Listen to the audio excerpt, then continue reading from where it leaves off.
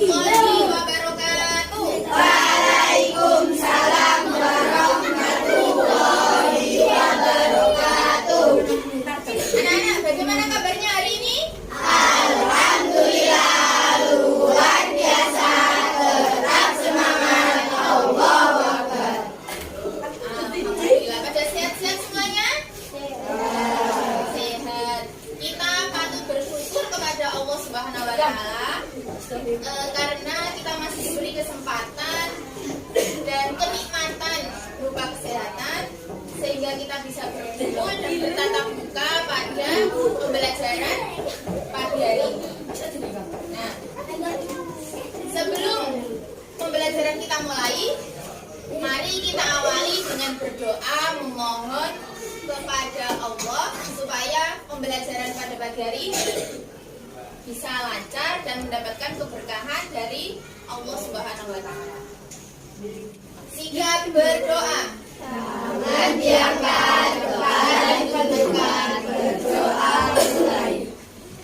A'udzubillahi minasyaitonir rajim.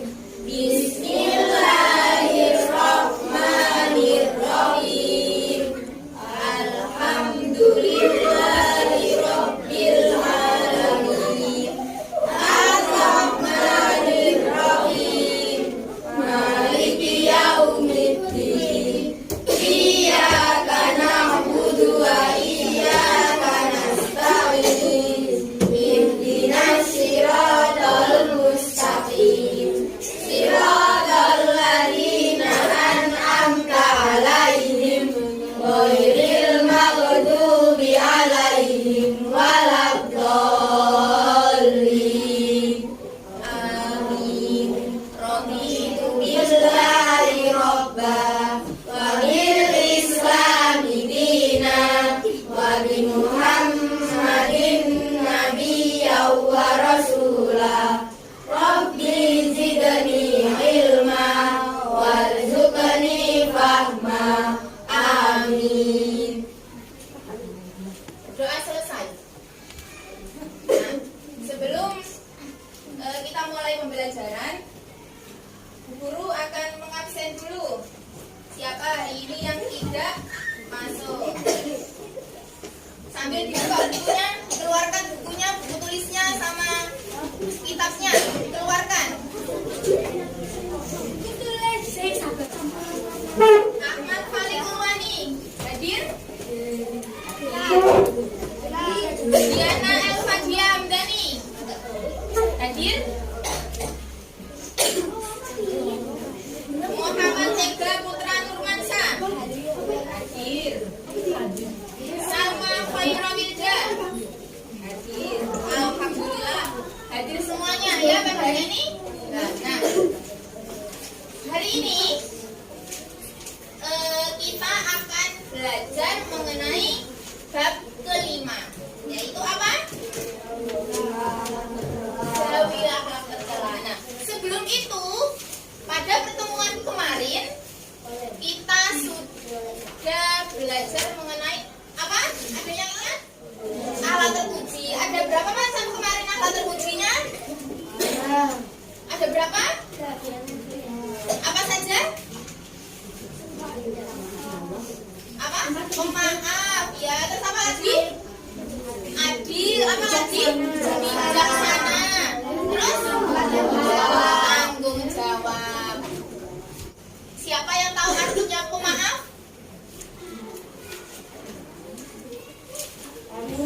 Ya, apa? Alvin? Orang yang rela memberi maaf pada orang lain. Ya, pinter. Kasih tepuk tangan semuanya.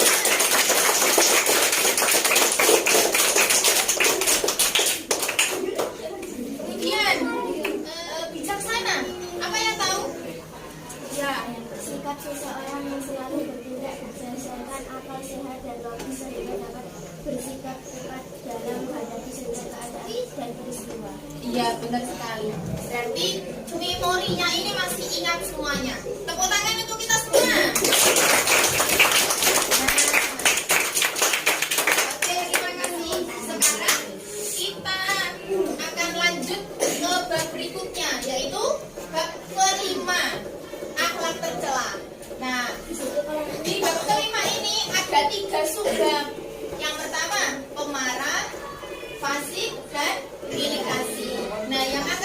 bahas pada pagi hari ini adalah bab pemarah.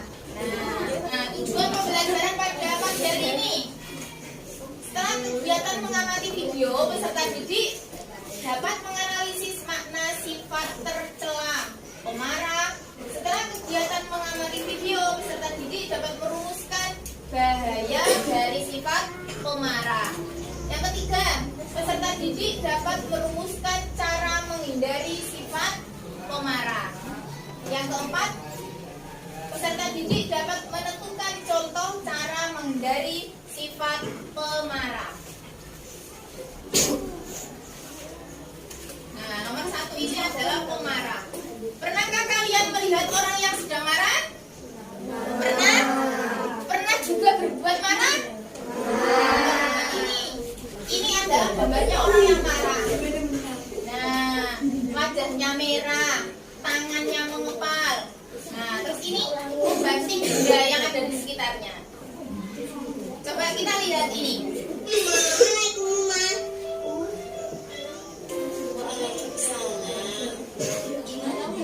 Alhamdulillah, Musa udah satu sudah. Masya Allah. Kalau gitu, Musa sudah tambah hafalan ya? Rara juga, Mak. Oh, Rara juga? Udah hafal banyak hadis. Alhamdulillah.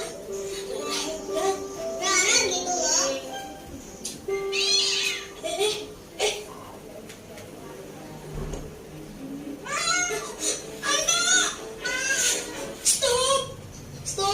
Stop. Jangan gerak.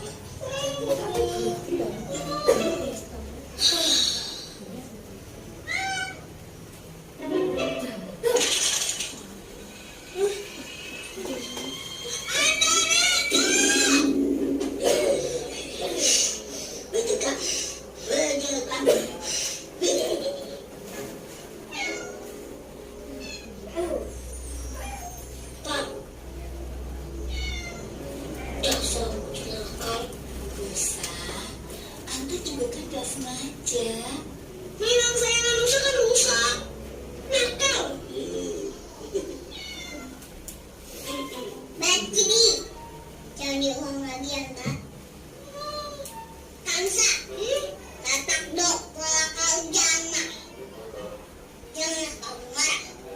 Niscaya bagimu surga. Gak bisa. Musa tetap marah. Kansa, ayo duduk. Gitu dong. Itu kan hadiah dari abang. Roket langka tahu. Sekarang nih. Gak bisa sekarang tidur. Kamu ngapain sih? Nyuruh Musa tidur? Masya Allah Musa. Yang dibilang Rara itu hadis Rasul untuk menghindari amarah. Marah itu kan asalnya dari setan dan sangat tidak disukai Allah.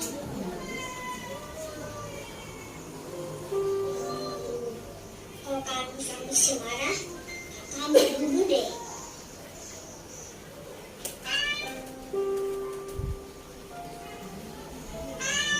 Astagfirullahaladzim. Bisa maafin deh. Nah, sudah tahu maksudnya? Nah, video ini menjelaskan tentang seseorang yang marah. Nah, marah dalam bahasa Arab itu disebut ghadab. Ghadab itu apa? Luapan perasaan seseorang yang tidak senang karena ujian. Tanda-tanda marah. Lihat di sini, wajah dan matanya memerah. Wajah dan dahinya mengerut. Yang ketiga, ucapannya kasar. Oleh karena itu, kita diharapkan bisa apa? Yang pertama, sabar. Ketika ada orang yang menjahili kita, yang merusak mainan kita harus sabar. Yang kedua, berlatih mengendalikan diri. Dan yang ketiga, menghindari sifat pemarah.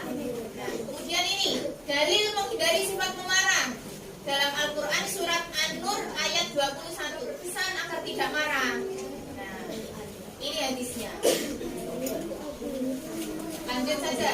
Kita harus belajar memaafkan kesalahan orang lain seperti yang dicontohkan oleh Rasulullah. Apabila seorang muslim sedang berselisih dengan orang lain, maka dilarang untuk mendiamkan saudaranya selama lebih dari 3 hari. Sebagaimana hadis Rasulullah, tidak boleh bagi seorang muslim mendiamkan saudaranya atau tidak bertegur sapa lebih dari 3 hari. Gaya marah itu ada 2, bagi diri sendiri dan bagi orang lain. Nah, gaya marah bagi diri sendiri, yang pertama, meretakkan hubungan kekeluargaan. Yang kedua, dijauhi orang lain. Nah, yang ketiga, mendapatkan dosa. Kemudian yang terakhir, cara menghindari sifat pemarah. Bagaimana caranya? Membaca ta'awudz saat marah. Nah, yang kedua, merubah posisi saat marah. Maksudnya bagaimana? Seperti yang dilakukan Musa tadi.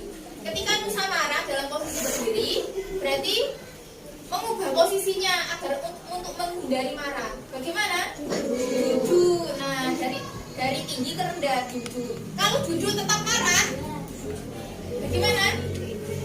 Tidur. Nah, kalau tidur tetap marah, berwudu kemudian sholat sunnah 2 rakaat. Ya kan? Mbak Nadira akan membagi. Ini kan kok ini seperti kelompok yang sudah dibentuk kemarin kan? Nah, ini namanya kelompok asal. Ya, kelompok 1, kelompok 2, kelompok 3, kelompok 4 dan kelompok 5. Nah, kelompok 1 akan saya hitung. Berhitung. Diingat-ingat ya. Nah, sekarang yang mendapatkan angka 1 kelompok di sini, yang mendapat angka 2 kumpul di sana, 3 di sini, 4 di sini, 5 di sini. Sekarang lakukan 1, 2, 3. Ini adalah kelompok ahli, ya. Nah, kelompok 1, 2, 3, 4 dan 5. Nah, kelompok 1 dicari pengertian pemarah, ya, pengertian pemarah saja, enggak pengertian pemarah, ya. Yang nomor 2 dicari tanda-tanda orang yang marah, ya.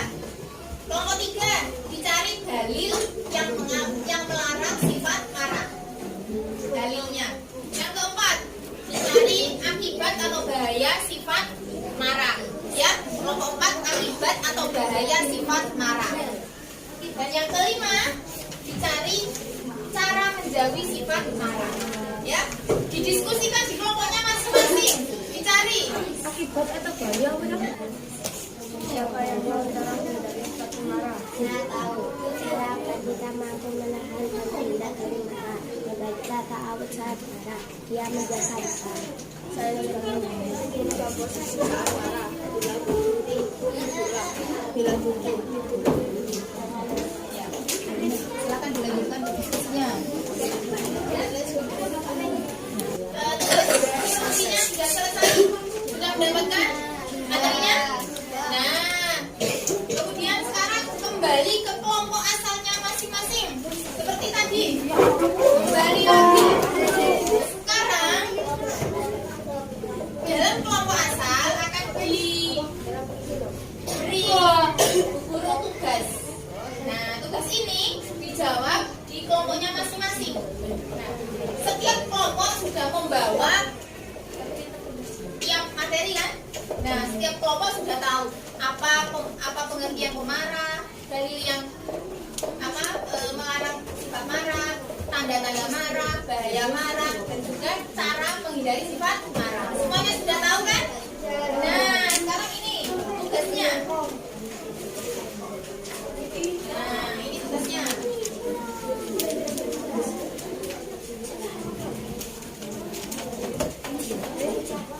Nah, didiskusikan bersama kelompoknya, kemudian nanti dipresentasikan ke depan, ya.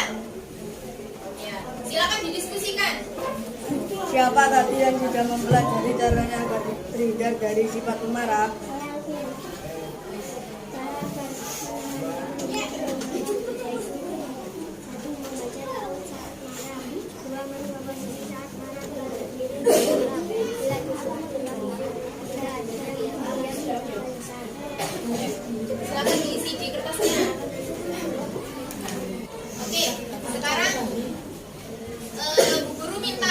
kelompok nomor 3. Ketua kelompoknya ke depan untuk mempresentasikannya. Teman-teman, di sini kelompok kami akan menjawab pertanyaan yang diberikan. Sebutkan tanda-tanda orang yang marah. Wajahnya cemberut dan dahinya mengerut. Tangannya mengepal. Apa akibat dari seorang yang pemarah? Orang marah akan dijauhi orang. Marah dapat meretakkan hubungan persaudaraan dan pertemanan, menimbulkan banyak penyakit. Ya, tepuk tangan semuanya. Silakan kembali ke tempat duduknya. Oke, baik anak-anak, kita sudah selesai membahas tentang sifat pemarah. Ya. Siapa yang bisa membantu guru dalam menyimpulkan pembelajaran pada pagi hari ini? Siapa? Iya, Mas Kavi, silakan. Kita harus menghindari sifat pemarah karena menimbulkan banyak kerugian, serta dengan menghindari sifat pemarah kita menjadi lebih tenang dan tidak memiliki musuh. Iya, tepuk tangan semua.